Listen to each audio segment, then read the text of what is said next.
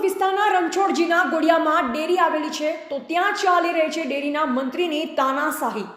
થરાદના રણછોડજી ગોડિયા ડેરીના મંત્રીને ચાલી રહી છે તાનાશાહી। જ્યારે ડેરીના મંડળી દ્વારા અમુક સભ્યો દ્વારા એવું કહેવામાં આવે છે કે દૂધ ના લેવું અને અમુક સભ્યોનું એવું કહેવામાં આવે છે કે દૂધ લેવું, ત્યારે ગામની અંદર બોલાચાલી થાય પણ ડેરી તો સમગ્ર 18 વરણનું દૂધ ભરાય છે, એમાં વિખવાદ હોતો નથી। ત્યારે જે સૌજીભાઈ રામદાસભાઈ પટેલનું દૂધ લેવામાં આવતું નથી એ સૌજીભાઈ રામદાસભાઈ પટેલે મીડિયા સમક્ષ રજૂઆત કરી અને ઉપરથી પણ ઓર્ડર લાવ્યો હતો કે આ ભાઈઓનું દૂધ ડેરીમાં ભરવું। ત્યારે ડેરીના મંત્રી દ્વારા ફોનમાં વાતચીત થયેલ કે આ ભાઈનું દૂધ લેવામાં આવશે નહીં। અમુક સભ્યો ના પાડે છે, અમુક સભ્યો હા પાડે છે અને ડેરીના મંત્રી સામેવાળા સૌજીભાઈ રામદાસભાઈને ધાકધમકી આપે છે।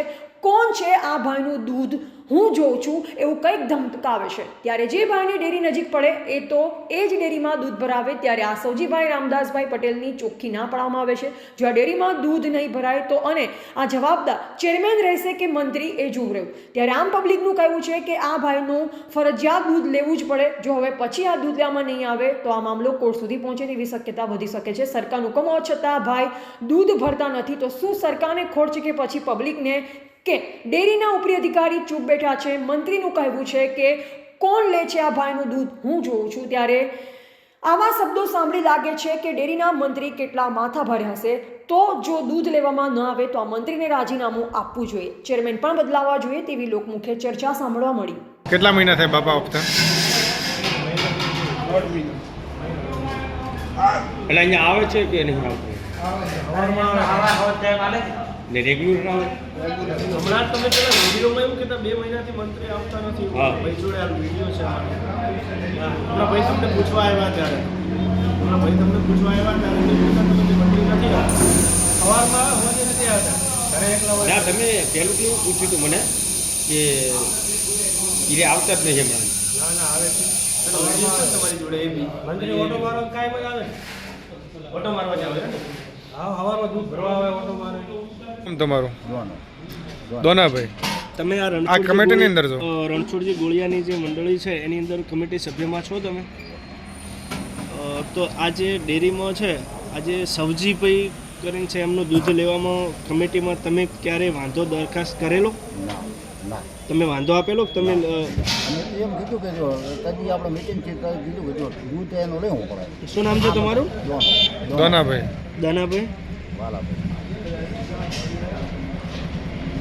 ઓકે, એટલે કમિટી સભ્યમાં તમારે કરતી છે? પોતે કદી ડેરીમાં આવેલા ના પાડવા માટે? કદી નથી આવતા ના પાડવા?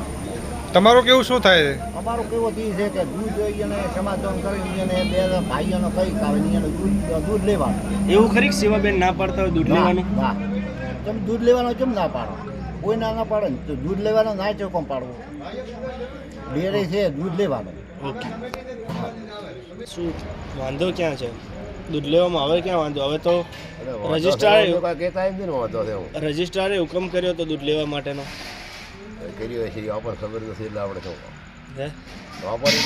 તો કાકા કહેવાનો મતલબ કે બધાનું દૂધ તમે લ્યો છો બરાબર અને એક જ ભાઈનું મનાઈ કેમ કરો છો એમ?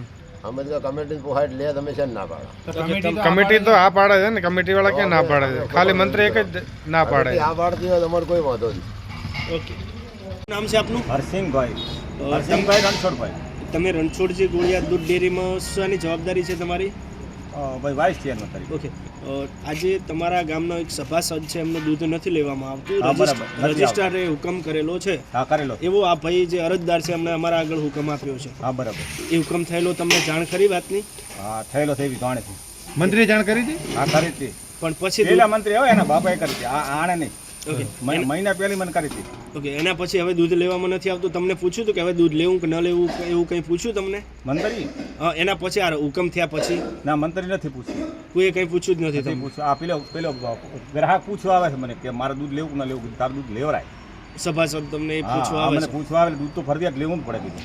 ઓકે, એટલે તમે દૂધ લેવા તૈયાર છો ને? હા, તૈયાર। તમને કોઈ વાંધો નથી? ના, મને કોઈ વાંધો નથી। કે બાકીના સભ્યો ના પાડે છે કે આવું કંઈ ખરી? એવું મને કોઈ સાહેબ જાણ નથી। ઓકે, તો હવે લગભગ તો 2-4 તો કોઈ નાનતા પાડતા ભાઈ ચો જા દોના ભાઈ ચો જા ટોપી વાળો ચો ડોહો પાટા વાળો ના પાડે પાટા વાળો ચો તૈયાર છે। ઓકે, મતલબ ચેરમેન તમને હવે આગામી કમિટી બોલાવે ત્યારે તમને આનાથી કોઈ વાંધો નથી એવું ને? ના, કોઈ વાંધો નથી। નો બોલાવવા ચાલશે. તમારી ડેરીમાં જે સવજીભાઈ કરીને છે એમનું દૂધ નથી લેવરાતું, હા બરાબર. એટલે એ તમે ના પાડો છો મંત્રીને દૂધ લેવાનો?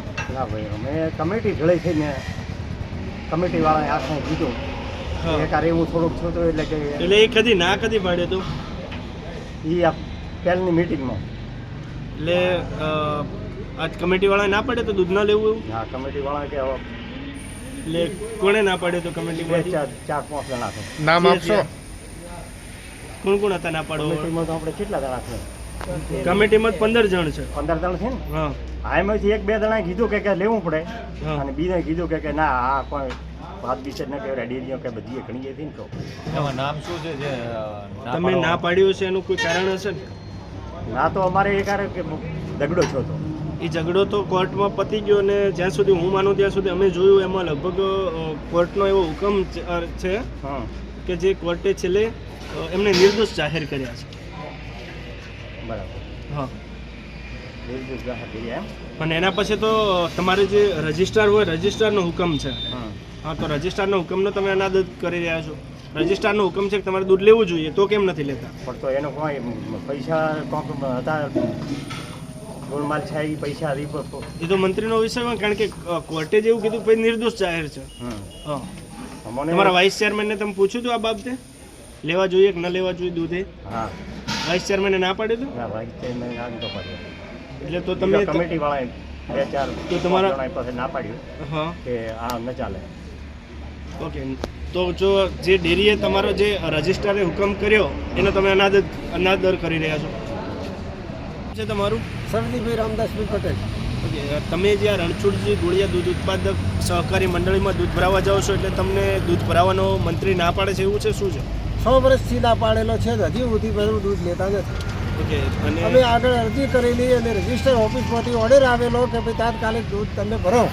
મંત્રીને પણ કીધેલું કે તાત્કાલિક દૂધ પાઇપ ભરો અને ચેરમેનને કીધું કે જોડી રહીને તમે એનું દૂધ ભરાવો.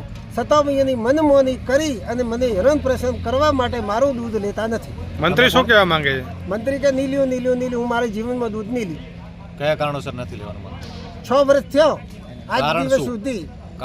કારણ પ્રસંગ કરે છે વર્ષોથી. મને 1998ની સાલમાં મને જે પ્રસંગ કર્યો એ પ્રસંગ કરતા હાલમાં એસપી સાહેબ છે એમડી ચૌધરી એ ગાંધીનગરથી એમને પૂછો મારું હકીકત શું 1998ની સાલમાં મારી હાલત લાવી હતી. કયા કારણોસર તમારું દૂધ નથી લેતા? કારણ છે હેરાન કરવો મજબૂર કરવો. કારણ તો હશે ને કંઈક. બસ બાકી નથી મારા દૂધમાં ભેળસેળ આવ્યો નથી, ક્યારે મારે ડેરી પર માથાકૂટ છી નથી, કોઈ પૈસા વિશે આના અમારે થયો. બસ દૂધ નથી લેવું એની મનમાની એક જ આટલું. મારું સાહેબ દૂધ તો ના આવતું હોય ડેરીમાં તો હું કઈ રીતે મારું ગુજરાન ચલાવી શકીશ? અત્યારે મોટી મારી જો ખેડૂતની આવક હોય તો ખેતી કરતાં દૂધ ઉત્પાદક વધારે છે, પણ 1 રૂપિયાનો મને કોઈ નફો થતો નથી આ ડેરીની અંદર. મારે ભટકવું પડે દૂધ લઈ, ઓમથી ઓમ જવું પડે, ઓમથી ઓમ જવું પડે. એટલે વરે અહીંયા પીને મારે તો દૂધ એનું ન લેતો એટલે વરે પાછું મારું દૂધ આવે, વરે બીજે ગ્રાહક કરું. અહીંયા મારું સાહેબ આવું 6 વર્ષથી મારી આવી ગંભીર હાલત છે. આપને જે સારું લાગે અને જે મારી રાઈડ સાંભળતા હોય ત્યાં મોકલવા હું આપને વિનંતી કરું છું. જય. એવાલ જીતુ બારોટ, સંબંધ ભારત ન્યૂઝ, થરાદ.